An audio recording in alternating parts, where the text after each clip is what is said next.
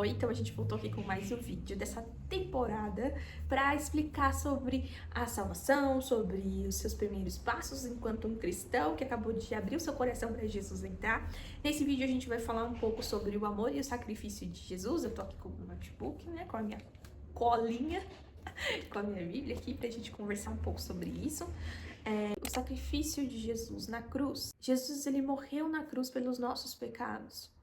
E essa é a maior expressão de amor de Deus por nós. Então Jesus era o Filho único de Deus. Ele veio então para a Terra e viveu como nós, humanos.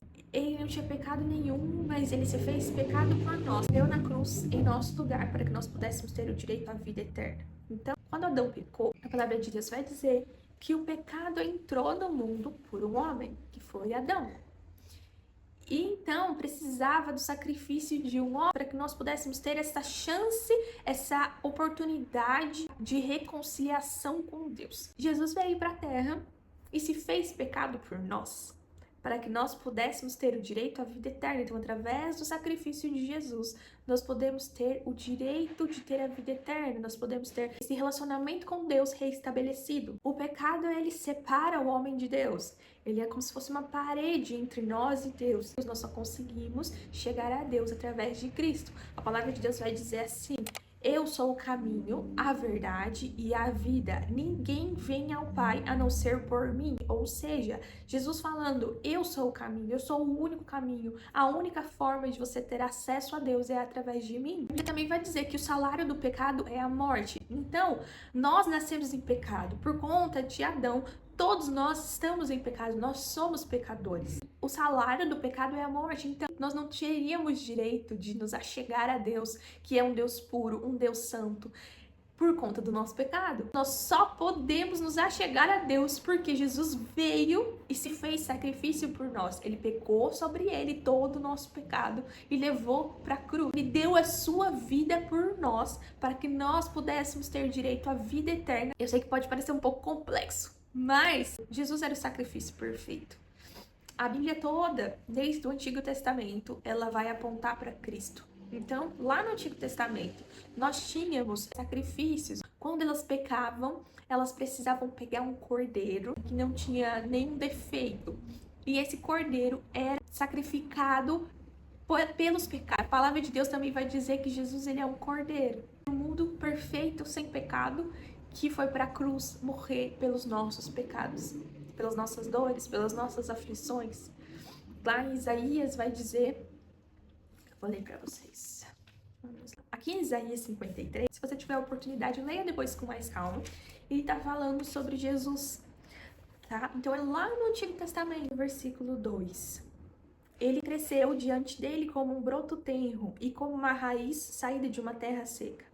Ele não tinha qualquer beleza ou majestade que nos atraísse. Nada havia em sua aparência para que o desejássemos. Foi desprezado e rejeitado pelos homens, um homem de dores, experimentado no sofrimento, como alguém de quem os homens esconde o rosto, ele foi desprezado. E nós não o tínhamos em estima.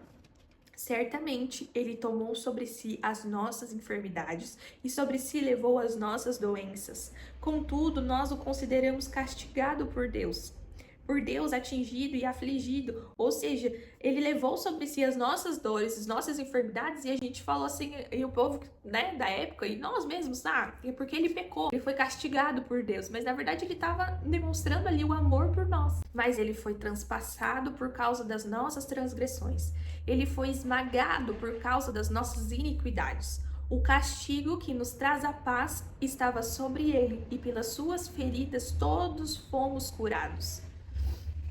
Todos nós, tal como ovelhas, nos desviamos. Cada um de nós se revoltou para o seu próprio caminho, e o Senhor fez cair sobre ele a iniquidade de todos nós. A gente se revoltou, a gente se rebelou contra Deus. E Deus, por amor a nós, fez recair sobre ele todo o peso do nosso pecado, todas as nossas iniquidades. Então, ele foi oprimido, ele foi afligido, mas ele não abriu a boca. Como um cordeiro, ele foi levado para o matadouro, e como uma ovelha que diante de seus tosquiadores fica calada, ele não abriu a boca. Como julgamento opressivo, ele foi levado. E quem pode falar dos seus descendentes? pois ele foi eliminado da terra dos viventes por causa das transgressões do meu povo. Ele foi golpeado. Foi-lhe dado um túmulo com os ímpios e com os ricos em sua morte, embora não tivesse cometido nenhuma violência, nem houvesse nenhuma mentira em sua boca. Contudo foi da vontade do Senhor esmagá-lo e fazê-lo sofrer. Embora o Senhor tenha feito da vida dele uma oferta pela culpa, ele verá sua prole e prolongará seus dias, e a vontade do Senhor prosperará em sua mão. Depois do sofrimento de sua alma, ele verá a luz e ficará satisfeito.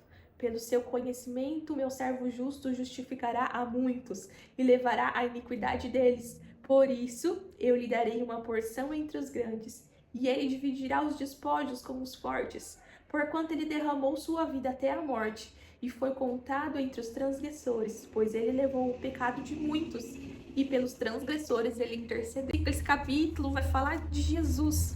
O tempo todo ele fala de Jesus, ele explica como é que foi, por que do sacrifício de Jesus. Eu quero falar um pouco mais sobre esse versículo. Então, a palavra de Deus vai dizer, lá em João 3,16, porque Deus amou o mundo de tal maneira, ele deu seu Filho unigênito para que todo aquele que nele crê não pereça, mas tenha vida eterna. Então, a partir do momento que Jesus faz o sacrifício, ele deixa de ser o Filho unigênito, ou seja, o Filho único, e passa a ser o primogênito, porque ele passa a ser o primeiro de muitos irmãos. Depois que nós aceitamos o sacrifício de Jesus, nós entramos para a família de Deus, então nós nos tornamos filhos de Deus, e nós nos tornamos um entre muitos irmãos, e Jesus passa a ser então o primeiro filho, e não só o único mais. Em Isaías vai dizer, lá no versículo 3, que ele foi desprezado e rejeitado pelos homens. Ele foi um homem de dores, experimentado em sofrimento, então a vida de Jesus aqui na terra não foi fácil. Ele teve que sofrer muitas coisas. No versículo 4 vai dizer assim, que ele tomou sobre si as nossas enfermidades, que ele levou sobre si as nossas doenças, e nós o castigamos, nós o consideramos castigado por Deus. Então, como se a gente considerasse ele é um castigo divino que ele recebeu por algum pecado que ele fez. Mas ele não cometeu pecado algum.